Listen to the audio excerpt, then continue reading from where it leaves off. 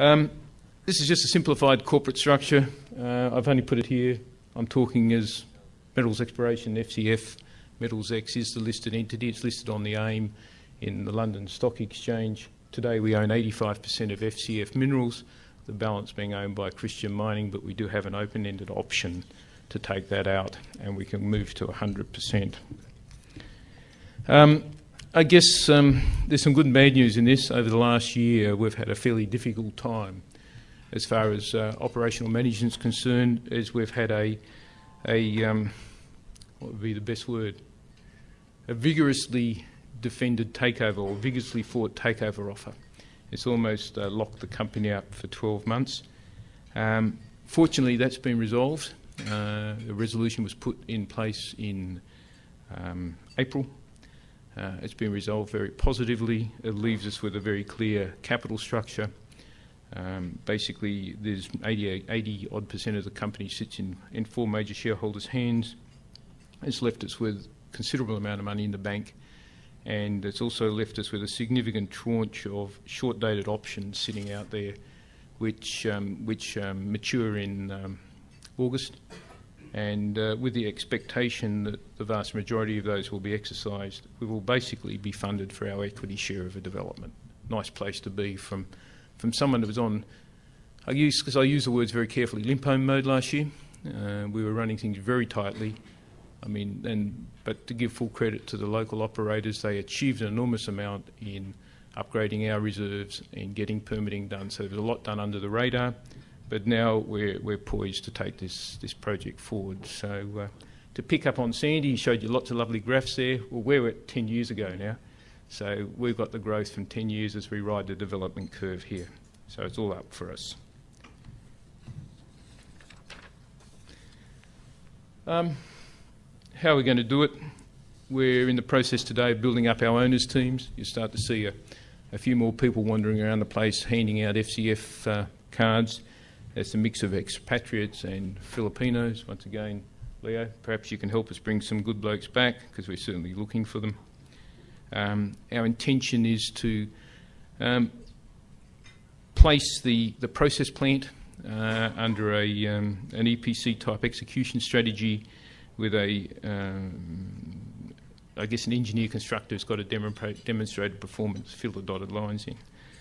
That's about $100 million, $110 million, probably about two-thirds of our capital will sit inside that major contract. We are certainly quite advanced with Leighton in talking about that, and hopefully we can take that to some kind of finality over the next month or two. Yeah, Chris, you didn't fall off your chair. I told you I'd be nice to you today for a change. Outside of that, the rest of the infrastructure we're going to look to develop in a series of packages, overseen by our own people, but executed by either design and construct or local engineer or local subcontractors. As we stand here today, the pre-strip on the mine and the tailing storage facility, we'd look to self-execute that. We do have the guy in-house now that is capable of running the mining fleet for us, and just added another one today. So we're actually getting our people on the ground, and we would do that with our mining fleet. So we bring our mining fleet in early, operate for about 11 or 12 months and build that tailings dam. We're supplementing our own people with a number of very experienced consultants in various areas, especially around the BIOX area and the metallurgical circuit. Wherever possible, subject to skill and price, we'll actually use local contractors. We'd like to see as much of the benefit remain in the province as we can possibly achieve. How long and when? How long's a bit of string? I'm sick of guessing, to be frank. But we've achieved a lot, and I made the comment that the local management is actually miraculous in what they've achieved, and I certainly take my hat off to them. We're effectively, all bar the actual ink on the page, completed our declaration for mining feasibility. It's a monumental step. This will be the second only declaration under an FTAA, the first being the Didipio. And so there's a fair bit of trailblazing being done in that. So between our Filipino staff and Craig Watkins, they've done an absolute magnificent job to get there. Just to give you a bit of a shopping list of things that we need to do in here. This is basically our permitting list, and there's lots of things here, but this includes our environmental protection enhancement programs, our rehabilitation programs, social development management programs. There's more programs and more acronyms in the Philippines than anywhere else I've ever worked in my life. But we've just sat down with our head down, our backside up, and got through them. One of the things we're particularly proud of, and I think speaks very highly of this, I keep calling it this kind of social licence to operate, is that we got an endorsement of 3 levels of local government for the project. So barangay, municipal and province. I think that's probably almost unheard of in here. I'm not saying that we're not without detractors. Of course we're with these detractors, that's life. But the acceptance of the project is very, very high. Where's the DMF at the moment? It's basically sitting on the directors' desks. So how long is it going to take? Were we going to run a lottery or a guessing game later on? I'm quite happy. $10 a throw, guys, and you can all have a date on when we're going to get it. What do we want to do? I've divided this into 2 sections. I'm calling it sanction and pre-sanction. Sanction means that we have our full funding package in place and we start construction of the processing plant. Pre-sanction means the work that we need to do to get there. So we're looking at pad preparation, road construction, probably some detailed engineering on the plant and whatever.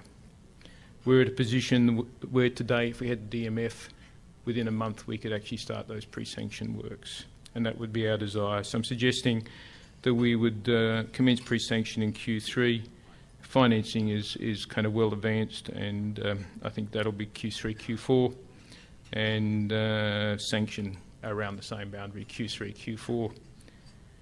If we do that, we could see production in Q2 2013 with a fair wind. Okay, this is where technology fails us here at the moment. I just have to say thank you and then go and show you a video. While you're thinking of a question, I have one for you, Ian. Would you be able to tell us, in terms of a sense of the numbers of people in the community that your mine is in, how many of them would be benefiting from this project of yours by way of improvement through the social development management program, in terms of families or individuals? Yeah. I think there's about 2,000 people in the barangay of Runruno in total. It is a little bit flexible because you've got illegal mining or mining activities, hard as mining. So we do have 2 groups there. One are people that we'd call barangay Runruno residents, others who are inverted commas opportunists. We're looking to employ 450, 500 people in operations or so. Within reason, that will give most of the able-bodied men and a lot of the able-bodied women in the valley the opportunity to work. So we found that during our exploration stage that we actually couldn't get sufficient labour out of the barangay, and so basically we moved back down the road to Solano. Thank you, Ian. Any questions from the floor? Yeah, over on your right here, Leo. Further right, okay. All the way to the right, need a cheese platter. Please stand and give your name and affiliation. Johan Raadsma with Crazy Horse. It's an easy one, Ian, I think. I'm familiar, 2 parts. I'm familiar with the FTA process, but do you still have to, unlike on the surface rights and water rights, still have to have a separate 60-40 company? How does that work? Yeah, and the second part of my question is, you mentioned a lot of permits, but do these biox bacteria, do they need work visas? It's actually interesting, the bugs. I'll answer the rest of the question in a minute, but the bugs is something I didn't like. Traditionally, I was a pressure oxidation guy, having worked in Porgera and various other places. Didn't like bugs because they had a checkered history in their early days. But once you get to understand how it works, it's really interesting. And so the bugs that we actually grew, they adapt to your ores. So you do get a very specific strain to your ores. So we've got these guys sleeping in South Africa and Joburg at the moment in freezers, kind of waiting to be relocated to run Runno. And pretty early in the process, we actually get them over and we adapt them. We wake them up, start to build them up so that by the time we put the ore in, they're pretty hungry and ready to work. Yes, you're right. Very clearly, in real property assets, water rights and whatever, we have to absorb the 60-40 rule, which is a bit of an enigma. It's a bit of a disconnect in the law, because effectively under the FTAA, once you get it, all the land is declared mining lands, and you've got all these rights granted to you under the FTAA, but you can't actually own it. So you do have to put a structure in place. First of all, Ian, great talk. We're all very keen to see this project go ahead, particularly that it's so close to the Didipio project. Interesting that you've gone down the path of BIOX. The con itself, will that be an arsenic-rich con? No. One of the interesting enigmas with this ore body, and when Gary first showed it to me, I thought he was joking and asked where the gold really was. It is the most boring ore body I've ever seen, and that's reflected in the kind of associated mineralogy. We don't get the antimonies, the arsenics, the mercuries, the lead, zinc that you normally would associate with a inverted commas epithermal style gold. Whether it's epithermal or not, jury's out. It's probably meso. It's higher temperature. For me to say there is no arsenic would be wrong. There is some, but it's very, very low levels. And because of the process, because not only BIOX is biological, but it's also a ferrospheric leach. We're getting pretty down in it at the moment. But when you actually neutralise it, you create ferroarsenate or scorodite, which is extraordinarily stable. It's the most stable arsenic compound in nature. It occurs at the surface. So the smidgen of arsenic we get actually locks up a scorodite. And that is the only negative or only other product apart from molybdenum. But assuming that in, say, first quarter of 2012, we have the approval of the DMF, what is your estimate of, are you smiling? Is that it? 2012, assuming, I'm just being very generous, aren't I? Okay, December. Very tough. Oh, tough, okay. But anyway, assuming that it's all approved by 2012, when do you estimate you will start spending on construction? And how long will that process take? We're looking at starting a form of construction, what we call pre-sanction construction, spending real money on the ground in Q3 this year. This year. Clearly, the contingency there, the only contingency on that today is issue of the DMF. There is nothing left for us to do on the DMF. All the plans have been ticked off, the boxes have been done, and I know where the study is today. It is basically in the director's office. So if it's 2012, to be frank, it sends a very bad message. So I think that would be a very, very, very disappointing outcome. I don't for 1 minute believe it will be. I think it's a lot more imminent than that. Well, that's a good message that we really needed this year. Any other question from the audience? I could probably take one more before we wrap this up. Just to keep it going, Ian. What would the grade of the concentrate be? What would be the gold grade of the con once you produce that? And does that dictate why you're going down the path of BIOX rather than selling a con? Oh, yeah. Mike, selling a con is a joke. I built one of those, and it worked, but it's a dreadful game.